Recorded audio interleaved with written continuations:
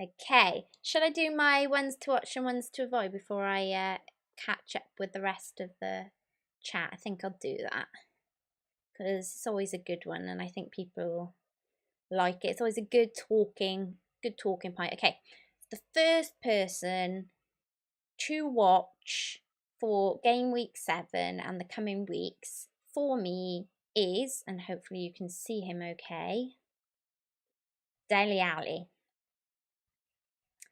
He's a one to watch, as I'm not sure how Poch is now going to set up his team with so many of his mids back in contention, because obviously we've got like Son and Lamella, I think, is a mid, isn't he?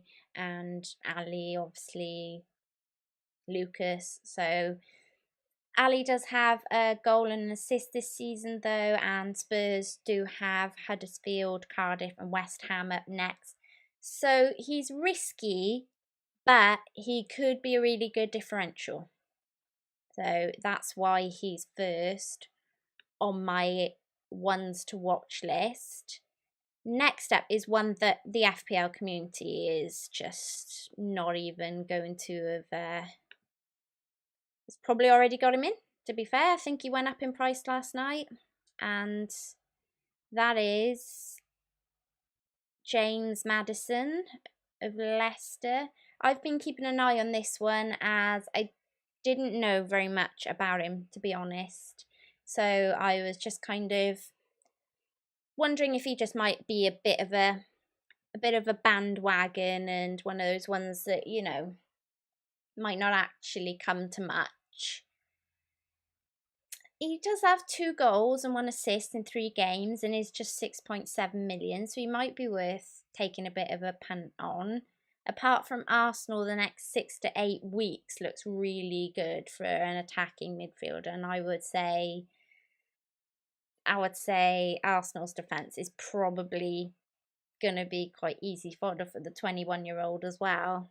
But we did all right against Everton when I thought, you know, I did think Walcott or Richarlison would rip that apart. And they didn't. So, yeah, maybe not. I'm not sure, but Madsen is a definite one to watch. And then lastly, this one might be a bit out there. And I'm not sure what you're all going to think of this one, but I have gone with Kyle Walker as a one to watch. I know.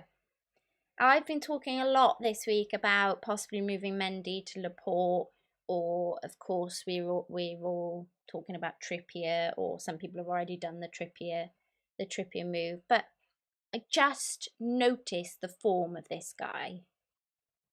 He's only missed 1 game in the Premier League so far this season, and he can grab a goal. He has grabbed one already this season. So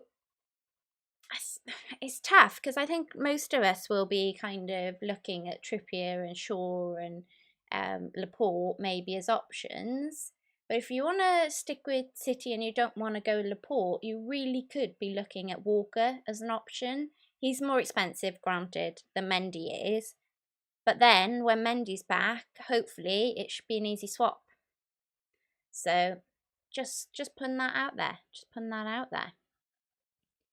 Now we got to go to the ones to avoid. And this one is probably another fairly obvious one for you guys. But I've gone with Charlie Daniels, because he's still owned, which I was surprised about, because it's not a lot, but it's still quite a few people, but he's still owned by 7.3%. So I don't know, but I'd be avoiding Charlie Daniels. Granted, since he hasn't played, Bournemouth have conceded 2 goals or more in every game that he hasn't played. However, he is injured, and Bournemouth have showed their shakiness in defence this season. I'd just be avoiding for now if you can, and you probably are, as you are probably, if you haven't already, considering avoiding Mkhitaryan. My boy Mickey, he's next to avoid.